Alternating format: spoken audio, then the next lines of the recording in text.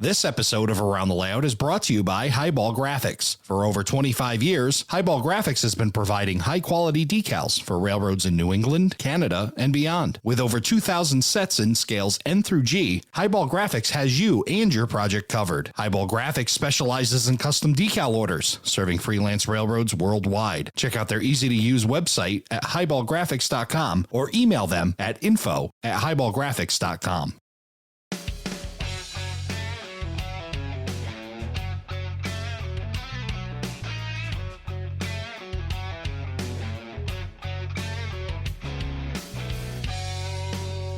Hello, everybody, and welcome to Around the Layout, where model railroaders come to tell their story. My name is Ray Arnott. So glad you could join us. Joining me from Sebastian, Florida, John Farrington. John, welcome back. Hey, Ray. Thanks for the invite. Glad to have you back here. And it's been a while since we chatted, and there's been some pretty significant changes there in your model railroad world that we'll be talking about. Sounds like you hinted at it in the first episode, and now you have done it. You have gone to the freelance world, and certainly excited to hear your story about how you've created this railroad and everything else. Yeah, absolutely. It's been about, maybe a year and a half. It's crazy what happens in a year and a half in the model railroad world. Yeah, well, it's been a year and a half since you've been on the podcast, but certainly not a year and a half since I talked to you last. And we stay in touch, of course, through Don Iris as well. And you bailed me out of a project that I got myself into with an NS locomotive and helped me get that numbered up and did some really great weathering to it as well. It was an added bonus for the guy that asked me to do it. And I kind of got halfway through it and found out that I do a podcast weekly and trying to find time amongst everything else that I do. But you were kind enough to get me bailed out of that situation, and that thing looks awesome. And he was just absolutely tickled when he got that locomotive. So I appreciate you doing that. And then what else you've been doing some custom painting for Heath Hurwitz as well over at Humanity Junction. Yes. Yeah. Good friend Heath. I kind of crashed one of his live streams one night on a work layover visit in New York, and we were having a good time messing around with the layout, and he showed me some future projects and stuff he wanted to do with some rolling stock. And I said, well, I'll take them home, but I kind of I work at a slow pace with that kind of stuff. I told him, I said, it may be a little while, but I promise I'll get them back to you. So he's got them now, and it looks like he's pretty happy with them. Yeah, that's really cool. He did some custom Riverside transfer. I remember there was a caboose. Was there other rolling stock as well that you did for him? Yeah, it started with the, actually before that trip, it started with 2 transfer cabooses or shoving platforms. Right. And that was a really neat project, especially for being maybe like 1.5 inches long. Those things are really tiny. Yeah. Yeah, it was good. And once I got that one done, I saw the results and I said, man, let's do something else. So we did a box car and a locomotive, a GP30. The box car, which I was really proud of, and apparently it's going to be kind of a prototype of what he really wants to get maybe manufactured. So he's kind of showing it around to people, and yeah, it's a neat looking car. Yeah, that's awesome. And then it's got to be, you did an awesome job with the HO locomotive. I can imagine N's still got to be a challenge, though. Like you said, small parts. Oh, yeah. And you got to really polish up that dexterity there to especially for decaling. I imagine that's quite a challenge. I recently did a couple cars in my railroad, and I told Heath, I'll send you one in N scale. And I actually found the same car prototype, the 2-bay hopper in N scale in microtrain. Mm-hmm. So I had the decals made in N scale, and every single decal that is in HO is there in N scale. It's put just very, very tiny. So I told him, I said, pull out a magnifying glass. It's all there. It's pretty cool. Awesome.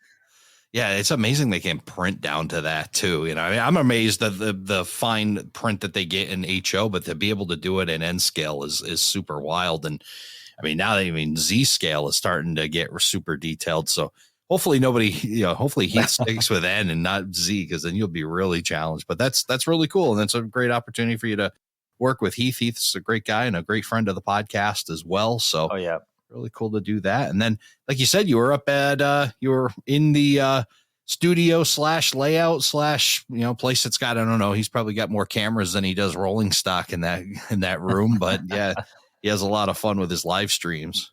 Oh, his layout's coming along great. And I can't wait for him to get some, big operating sessions going on. I can't wait to visit that.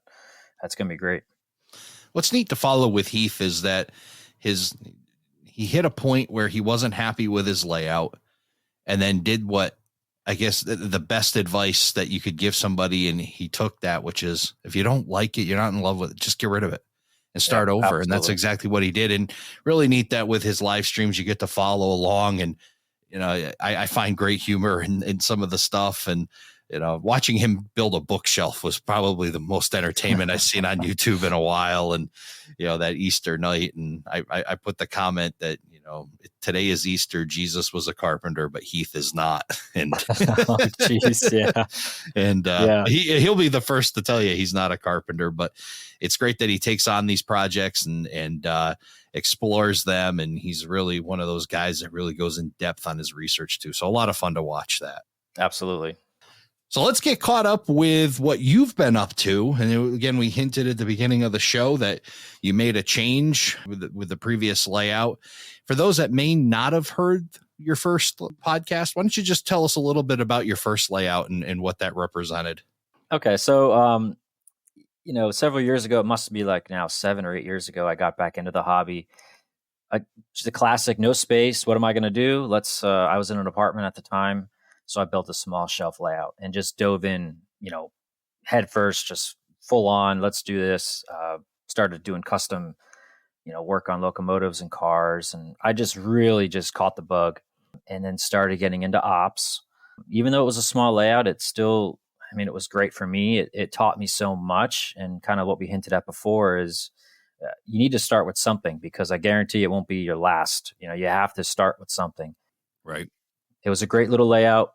We moved to a new house, and unfortunately, the layout didn't make the move. I got rid of it, but it was for the best. I just wanted to start something new space, new design. So we started with the rail serve, continuing on from the first layout.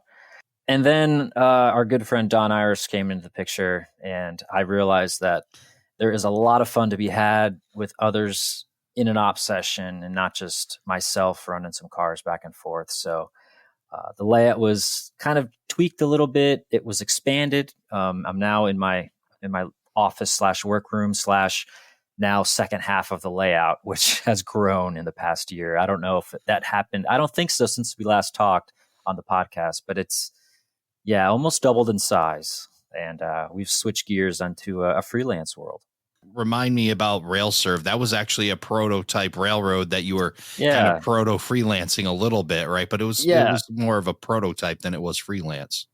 Yeah, in the real world, they mostly do like industry switching, right? There'll be a locomotive or a couple locomotives based at an industry, and they'll move the cars around, the plant or facility that needs a lot of moves throughout the day or night or whatever. So then they'll interchange with whoever their local carrier is. I kind of took that a little bit to a different in a different direction, and I kind of used it as switching multiple different industries. On this new layout, it still kind of worked with only a handful of industries, but once I started getting bigger and bigger, I said, "Nah, you know what? This doesn't make sense anymore," and I kind of want to do something different. And I kind of battled with, well, do I adapt my kind of made up world, into a prototypical, railroad, or do I kind of just start a freelance? And that's where it kind of came in. I just was like, you know what, let's just start something. I've always had this idea in my head of this freelance Somerset and Raritan. And I just, again, dove in, let's do it. So made the switch. Talk about the name. Where did you come up with the name for it? So I wanted it to be based, like I grew up in Somerset, New Jersey, and some locals who are around that area may know there's an area in it's called in Boundbrook, the town of Boundbrook, and it's one of the few areas that you could see Conrail still.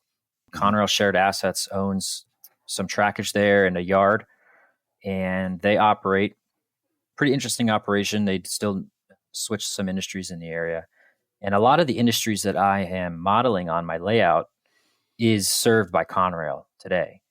So I thought, you know what, let's kind of adapt this to Somerset being the town. The Raritan is the river that it runs along. Initially, it was going to be the Somerset Industrial, but then I feel that was still when it was going to be a small industrial park. But now it's kind of grown into this, I've got a yard, I've got several towns. So let's kind of expand it and make it the Somerset and Raritan.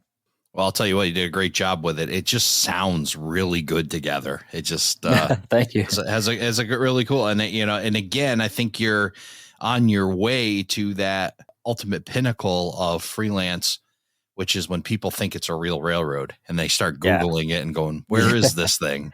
So I think you've picked a great name that will help you get there. It's not overly complicated. It's very simple, to me, very railroady sounding, I guess, for lack of a better term.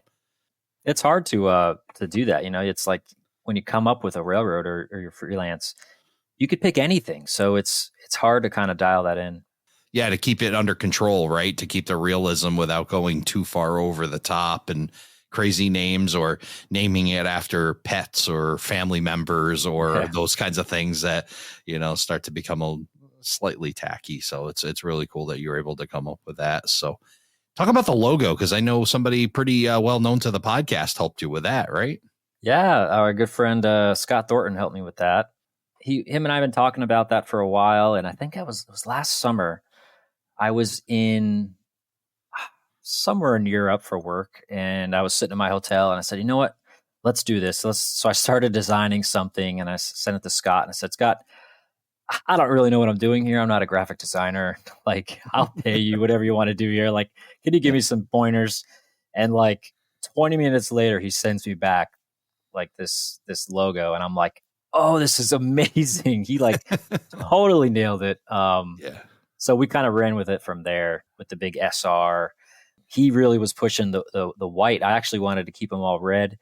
He's like, no, try this white, and it's going to weather nice. And that one GP10 I did is the white, and I kind of made that as if it's like the original paint scheme. So it's an older locomotive. It's got the red ends, kind of like the Sioux line with the big logo on the side. Yeah, I think you've followed all the rules that I've heard, and Lance Minheim is one that talks about it, about using creating freelance paint schemes. Like, railroads were simple, right? They didn't come up with keep your scheme simple, and you've done that. Model it kind of after somebody's a little bit. There's only so many different paint schemes, and you've done a great job. And it's just it's a font driven logo. Yeah. And it just looks super. And of course, Scott Thornton, I mean, he's phenomenal. Like you said, phenomenal graphic design guy. I mean, you look at the book that he did for Railroad Model Craftsman, and it's just outstanding with tons of awesome graphics, and the art that he did in there is just outstanding. So yeah, that's really cool. So you've come up with this freelance thing, kind of made it your own, being able to shape your railroad around what you want to model, which is super cool to that. What big changes happened on the layout as a result of this new railroad that's occupying it?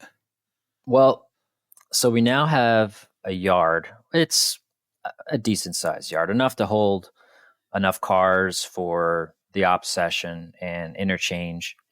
That takes up a lot of room. I think that's kind of people don't understand how much room a real yard will take up, especially a double-ended yard. Mine is kind of a stub-ended, but it does have a runaround. I had to do that just because of space. So that takes up maybe 60, 70% of the room is the yard. And then there's a little bit of space for another industry, or really just a transload area.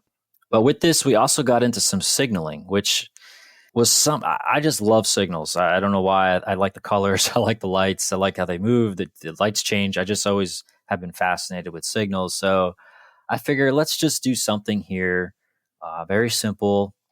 And again, I start out simple and end up going, dive in. So we've got some block detection. We've got a little simple panel through CATS, through JMRI. So it's controlled here. Just a couple control points, just enough to govern movement through the wall. As the layout goes through a closet, actually two closets. So there's about 7 or 8 feet in the wall that you can't access the layout. So we want to make sure there's not going to be any meats in there. Right. You could access it through the closet, but during op sessions, the closets are closed, and it kind of gives it that feel of distance. I think almost as if a helix would, Yeah. just that little bit of hidden area when you could walk into the other room. So the signaling has been fun. I still want to add a few more things. I think it's definitely expanding the operation opportunity. It slows things down. It allows some trains to move, people to do some switching in certain areas, and other people have to wait, and they could follow the signals. I think that's important, even on small layouts. I do it with my small switching layout using track warrants, but even with signaling is that control aspect of saying, no, you can't stretch your train across this entire thing to do this. You have this area to work in, and it certainly helps with smaller layouts, because on a bigger layout, you still have to have that control, but you've got more room. Now it makes it feel bigger when you have that kind of control. Yeah, we've been actually. Don came over recently, and I was like, Don, all right, I want to put in these pinch points during the session where it kind of restricts people from, just like you said, you need to do a run around. You kind of have to think about it, because the layout's set up very simple. Everything is there's no tricks in the track work. So it's pretty simple. And with simple kind of gets a little bit of fast sometimes in the op session. And I kind of want to slow it down a bit. So we come up with a few little rules of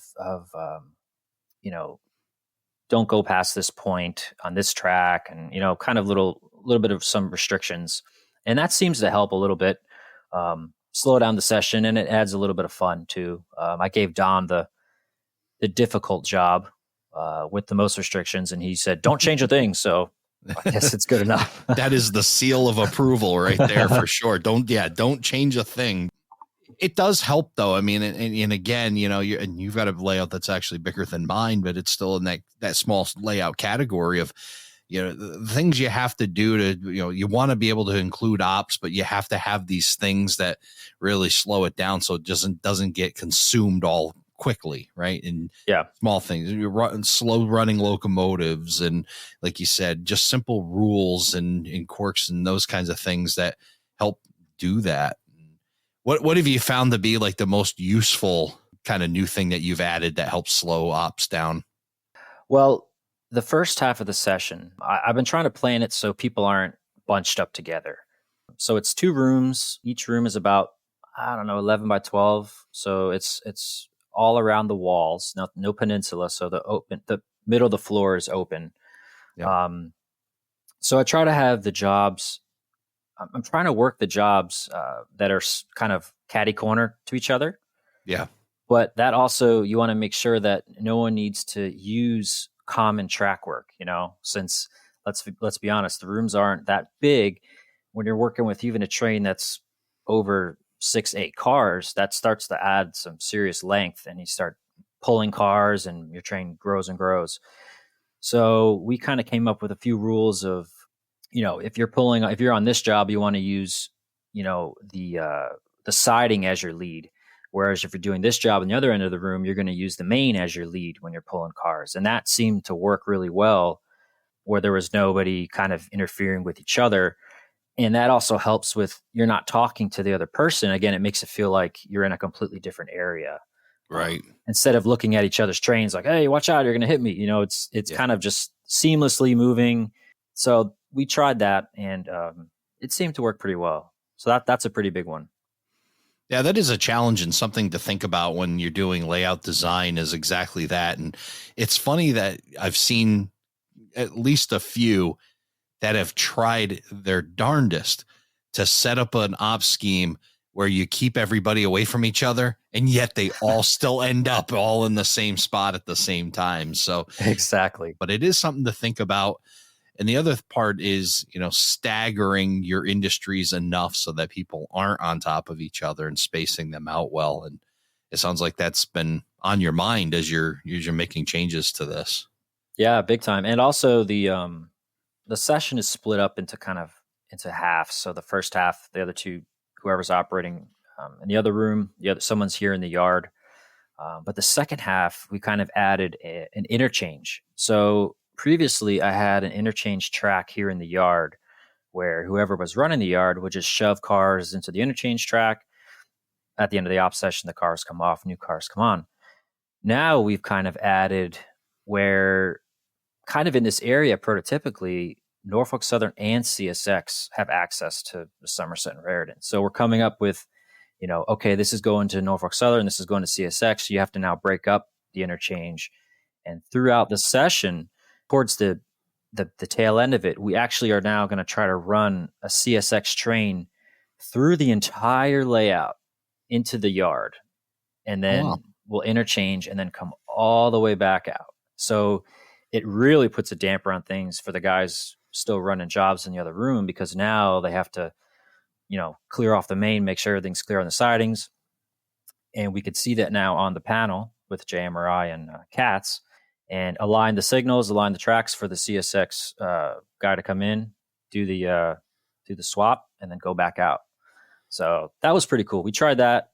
I think if it sounded like it worked well, which unfortunately means that I'm going to have to build a little bit more bench work for room for the interchange, but that's okay. A door may have to come down, a few minor things, but that's okay. I think it's going to work out well. Got any more closets to sacrifice there, John? Yeah. Unfortunately, Don always says, these two closets are kind of useless for me because they're both my train room. Don goes, you should just knock that wall down between the closets. And I'm like, Don, I've thought of that many times. And he keeps bugging me to do it. Who knows? He might be coming over with a sledgehammer and we might be taking that wall down, because it would, if we could walk through room to room through the closet area, we could now continue the layout around a bunch more of the room. So yeah, he's a bad influence. I don't know if you figured that out yet. Yeah. And he'll start he keeps asking me, he'll say it from time to time. He'll be like, you talked the wife into moving her stuff out of the basement yet? I'm like, no, I'm not there yet, Don. But why don't you come over and talk to her? I think you ought to come over and have the conversation. Yeah, exactly. But no, it's good. He's very encouraging, and and that's what he'll say. I tell him about something I want to do, and his response is, "Go do it." So yeah, that's right. That's for sure. And then you're doing it. You're expanding. You're adding. So with all this JMRI and CATS and stuff, so are you dispatching your layout? How does that work during an op session? Well, we've only had a couple sessions with the panel. So far, I found whoever was doing the yard could kind of dispatch, because it's only moving a few things here and there. But now, as we kind of maybe play with this CSX interchange, expanding the detection and the turnout control, it may make sense to maybe do it, like have somebody remotely do it, which would be pretty cool. Yeah. A big thought, a consideration that I'm having now is having the yard job being done remotely, like the operator or engineer be remote. Have some cameras set up here where they could run it through a I forget what it's called, a real VNC, where they have access to my computer. Yeah. And they could pull up the JMRI throttle and actually run the yard job and have somebody in here as the conductor, and then talk to each other, and just for fun. I don't know. It's a thought. I think it'd be pretty cool, since most of the movements are just kind of back and forth, sorting cars and so on. And my one locomotive that runs the yard is an actual RCO unit that I had built with the strobes and everything. So I was like, it would make sense. He actually is remote. Yeah, definitely. It would be a lot more realistic. That's for sure. And yeah, it's just a neat way to tie people in and add more people without physically putting them in the room, which is neat. We talked about that on the episode with Don about, remote dispatching, and, it kept Ed involved, the gentleman that was dispatching his Situate layout. And now it keeps Don involved with us up here in the tri-state group. And you certainly could add another person into the mix, or, I'm sure Don's not going to want to do it when he's got a layout just down the road from him. He's coming over to operate, but I'm sure maybe get Mark to do it. Yeah, you can Mark Eric to do it, or heck, I may even take a swing at it from time to time. So yeah, it's a really cool concept to be able to do that. And then, remote operations is something I've never ventured into, but certainly is a neat concept to think about. I mean, if I could get maybe two cameras at kind of like a wide angle of the room, I mean, you're communicating with your conductor on where to go and what to do, and you guys both have your paperwork in front of you, so you could talk through the moves and stuff. I don't know. It might be fun. It might be not fun. I don't know. We could Yeah. try it and see if it works, and go from there.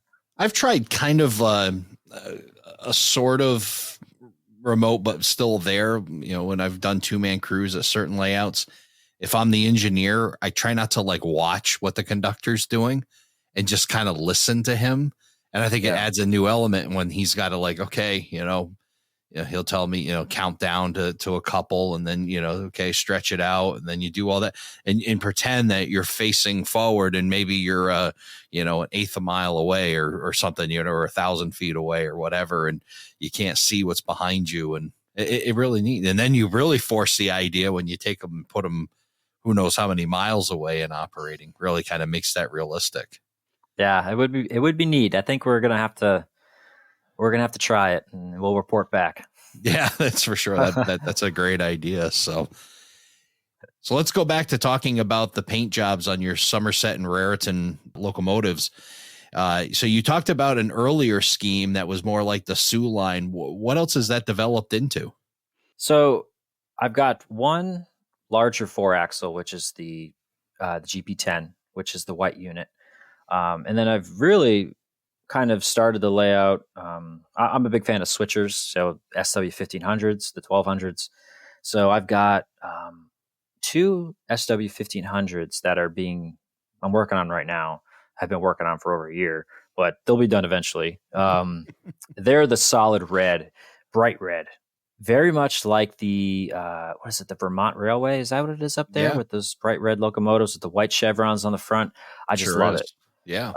So I kind of took that idea with the pilots having the chevrons, bright red with the white lettering, the white roofs, the SW1000, which is the RCO unit, which is complete. That has the same paint scheme, but it's a little dirty. But the 2 other ones that I'm working on now are the same bright red. That's cool. It looks really good, and it looks good on some of those covered hoppers I see floating around as well.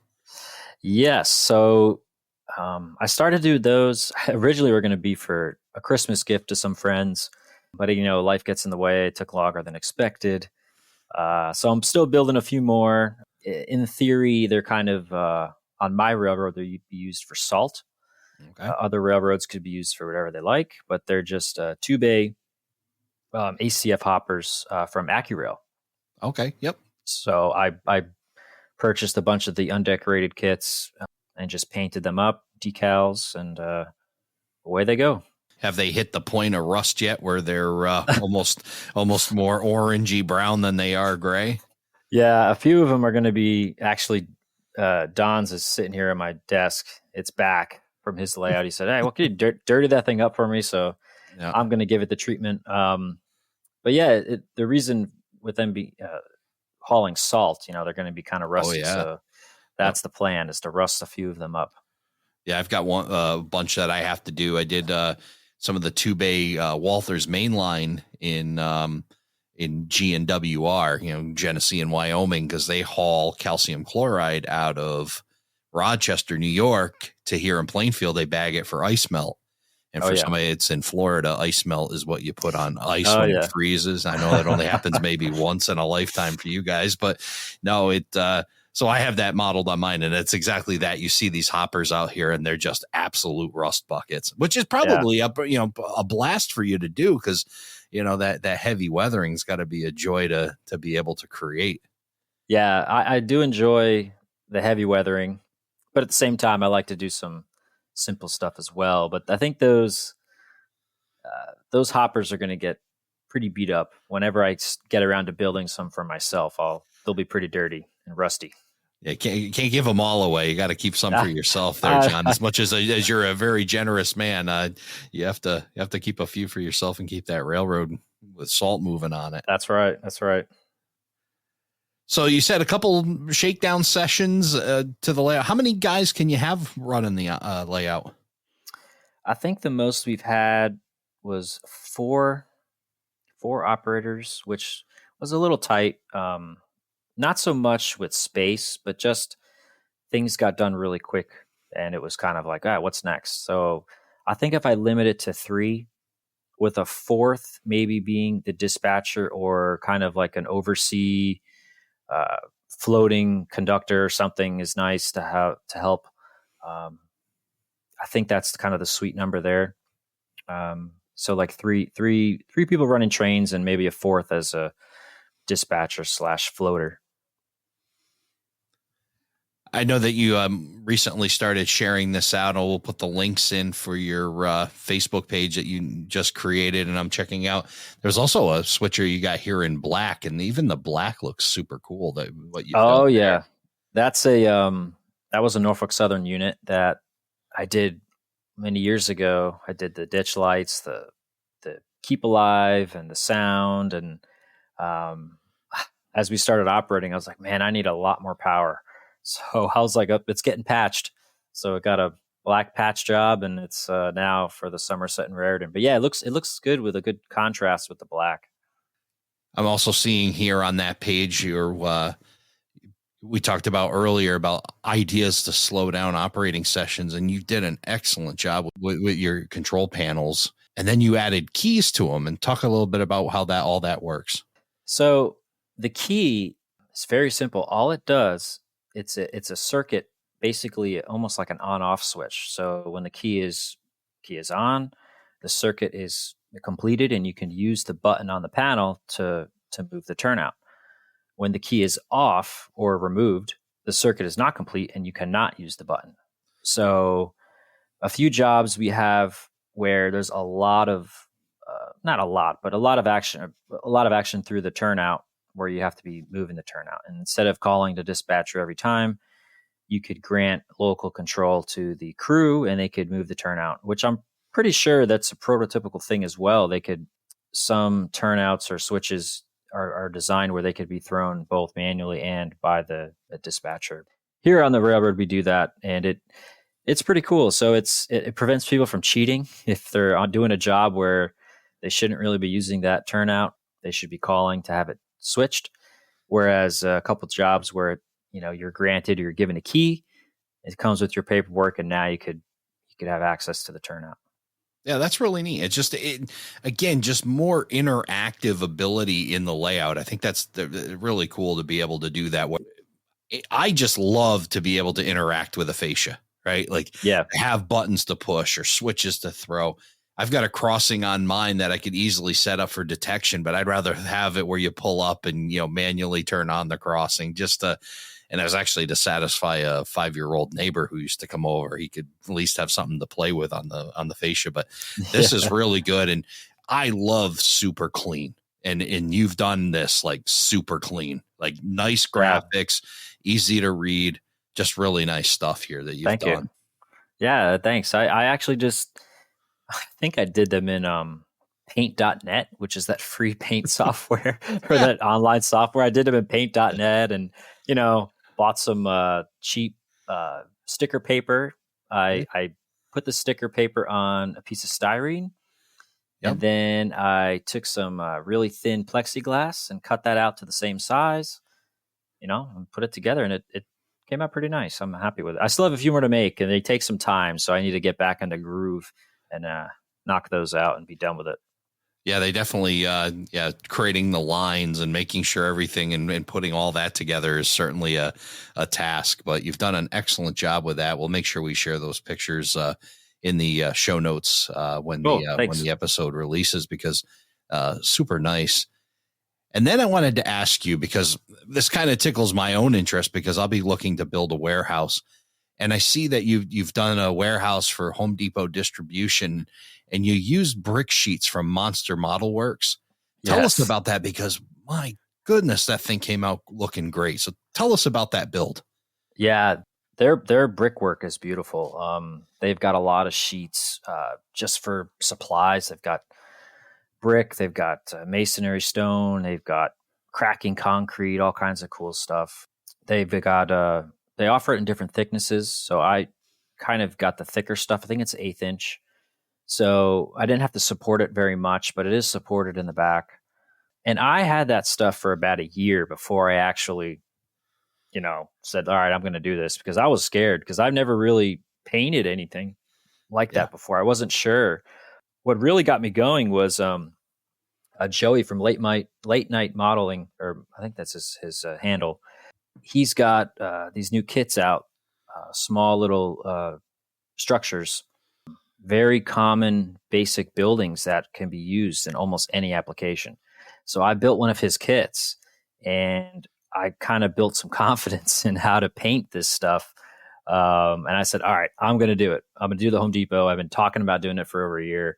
So I just, painted it. I think I ended up doing using rattle can spray to kind of tint it, just light coats. And then I came over it with a matte clear, and then I just weathered it with some washes, some dark washes, just to kind of bring out the brickwork. And it came out pretty nice. I'm happy with it.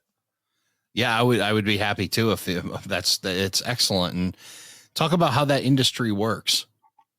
So, Home Depot distribution is that's a real facility in New Jersey. It's in Edison, New Jersey, and it's actually on another really kind of neat railroad is the Raritan Central. It's a small industrial railroad out there, which again is kind of near where I grew up. And I found it randomly, and I said, "Wow, what a neat industry!" It's got, they've got the warehouse for boxcars. So the real one could hold probably, I don't know, 6 or 8 bays for the larger high cubes. And then they've got this large section of concrete pad for the center beams. Okay. So I've kind of incorporated that. I've got the one side is for the warehouse, and then to the right, the other side has got the pad where you could bring in a couple center beam cars. Yeah, I like this. The idea of doing an industry with multiple spots on it, and there's just so many opportunities there to, put some directions. Certain cars go with certain doors. Yeah, thinking about ways of, smaller layouts and the things that we have to think of to try to just, it could be just as easy. You could say, okay, dump 2 cars here. Yeah. But for small layouts, you gotta stretch it a little bit, and these are all opportunities to stretch it. And what a great simple backdrop building that you've created here using those sheets. And it looks outstanding. And I may be stealing a little bit. I think there's 80% of art is stealing, so I'm just going to let you know ahead of time, because that's an excellent industry. I'm looking to build a little 1 turnout layout behind me here in the studio, and I definitely want to do a warehouse, and that's definitely the idea. I would have something like that. So I'll be definitely checking out Monster there and seeing what they've got for sheets, and then checking it out. And then you mentioned Joey. Joey stopped by our booth. Joey's at Late Night Hobbies. Late Night Hobbies. That's it. Yeah. And yeah, he's got a great structure and some great components along with it. This great little building that you're using for your suburban propane location is just a really neat craftsman kit. Talk about learning and building that. Yeah, I can't wait to build this scene, because I went crazy and bought so many detail parts and propane tanks and trucks and flatbed trucks, and I'm going to build a really neat scene there using that structure. And it's almost perfect. Like, I found a prototype picture of a suburban propane dealer, and it's almost the same with the brick on the front, the concrete blocks on the side. I'm going to 3D print the sign. But Joey's kit, very, very simple. And you want to talk about a confidence booster to build some of these craftsman kits. That's the kit. And for the price, you can't beat it. I can't recommend it enough. I'm going to work on a nice video about the structure, the build, and doing kind of the added detail that you could do to a kit like this. And it should come out really nice. Again, I haven't finished it yet, but I'm pretty sure it's going to look good. Amherst was a whirlwind for me, so I apologize for not remembering exact details, but I know Joey did bring over a couple samples, and I was looking at them. I was like, can I have this? And he's like, well, no, it's just a sample. I'm like, holy mackerel, this is great. And he had like similar type buildings that he was showing. And I was just like, yeah, this is a winner. This will definitely be a winner. And it sounds like you agree. Oh yeah, he's got a few different options. What's funny is the kit that you see that I built, the smaller one, is actually something he kind of built, not for me, but he had a larger one. And I said, Joe, I really want to put this here in the foreground structure, but the Yeah. other one's just a little too big. He's like, all right, let's shrink it. And he made it kind of smaller. And it's like, oh, it's just perfect. It's like the perfect small little dealer with an office and a warehouse connected to it. And it should be perfect.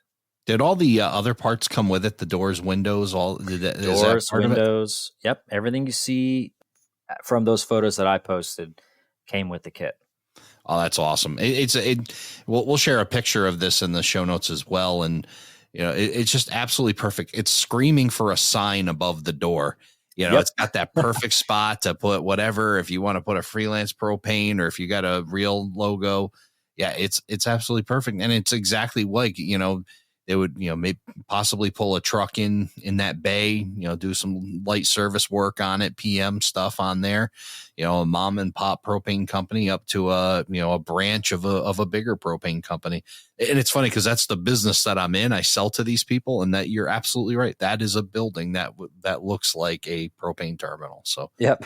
excellent job by them. That's a super kit and super simple. It looks to build and a lot of fun too. So awesome. Yeah, great. And then you're painting trucks. I see you got an MOW truck, and you did a beautiful job with that. Is that something that you 3D printed, or is that something you purchased? No, that was a Shapeways find. Okay. The Mad About Cars, that guy.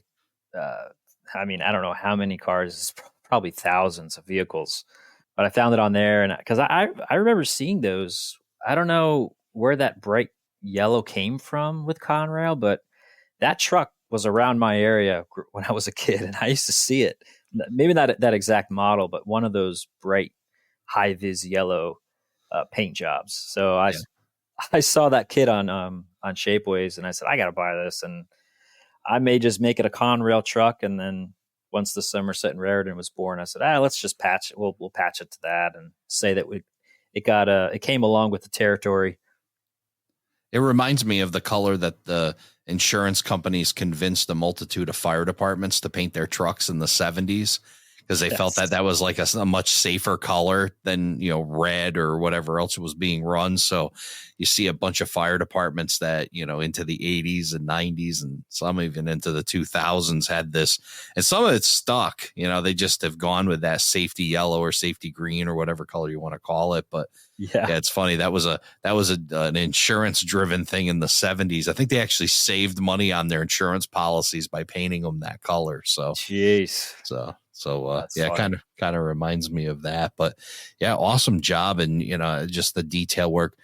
Here's another thing that you have in here with that, talk about slowing down operations is adding derails to your layout. And it looks like you've been working on, adding the former Scotty's, I guess the Scotty Heritage derail from Macrail. So talk about that and where you end up putting those.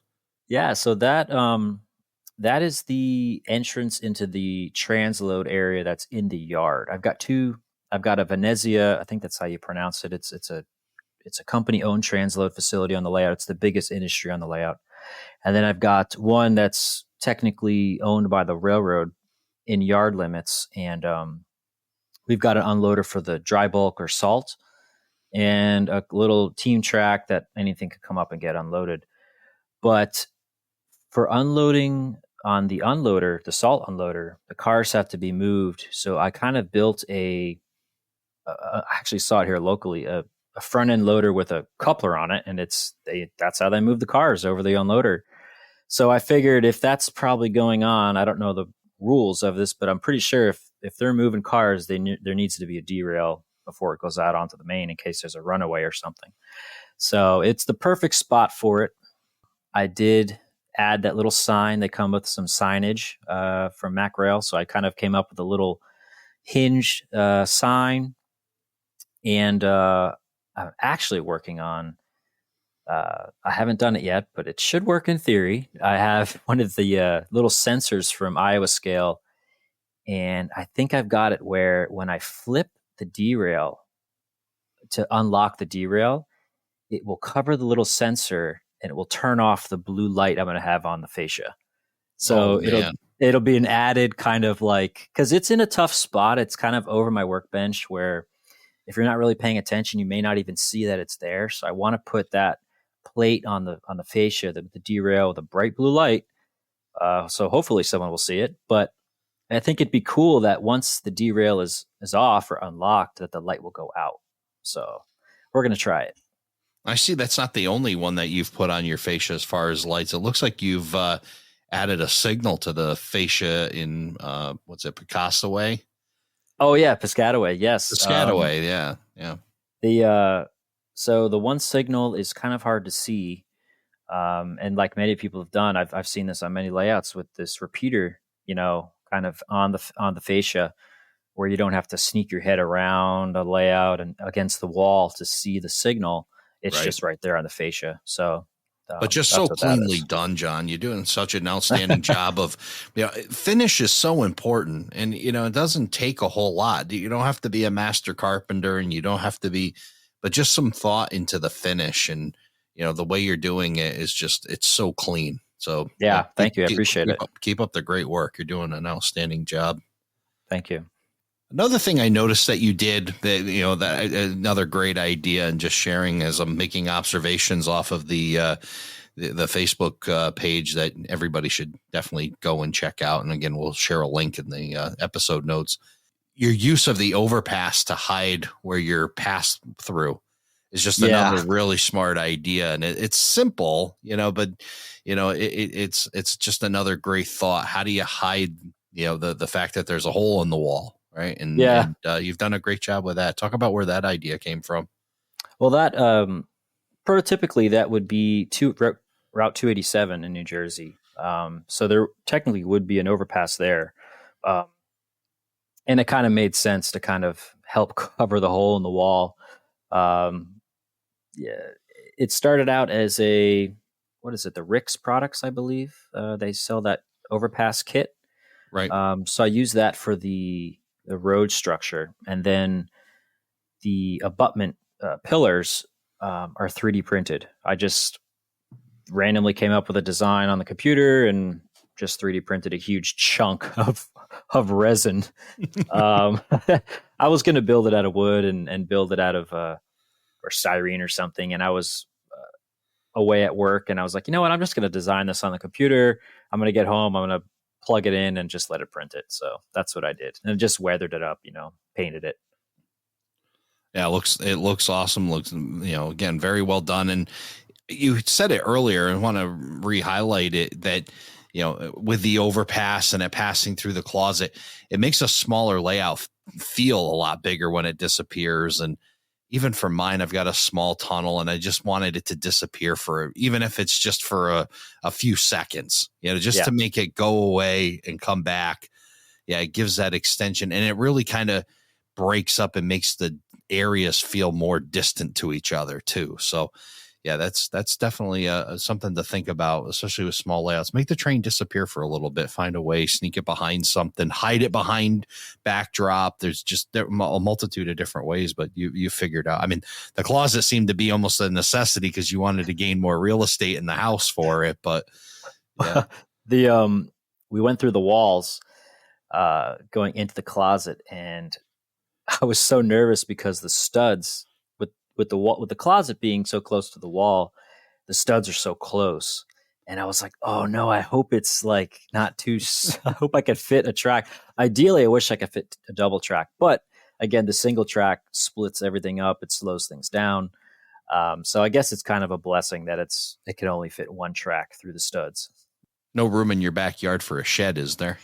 Yeah, it'd be tight. I've thought about it. Trust me. I'm sure the guy down the road has also thought about it too. And but no, that's great. You're making good use of the two rooms in your home and being able to combine it and put the layout that you have in there. Yeah. I'd be remiss, this other picture too. And I'm again, guess the pictures here on your Facebook page, but this yard office that you built out of a trailer. Oh, yes. Did you, one, outstanding again, your ability to do scratch building, and then obviously the weathering that comes along with it that just brings the realism out. Did you have a prototype that you were, or is this kind of like in your mind, or I how did. that? It's a prototype. It's a friend of mine, Tom Holly. He worked at a paper mill, and that was their yard. And he has a few prototype photos. I can't share them. I think they're going to get used in some other, maybe some publications. So I don't want to share them. Yep. But you could look at that, and you may be able to put two and two together. But no, Tom shared these photos with me a few years ago, and he said, "Hey, this would be a great, yard office is perfect, just like a trailer with they built a porch on the front out of wood." And once I build that scene, there's a few other little structures around. There's benches, there's chairs, there's ice chests. It's the perfect little yard office. So for Tom, I told him I'll even initial his initials in the chair, which it is on the prototype. So he'll get a kick out of that. This kind of highlights a conversation I had in the previous episode with Lance Minheim.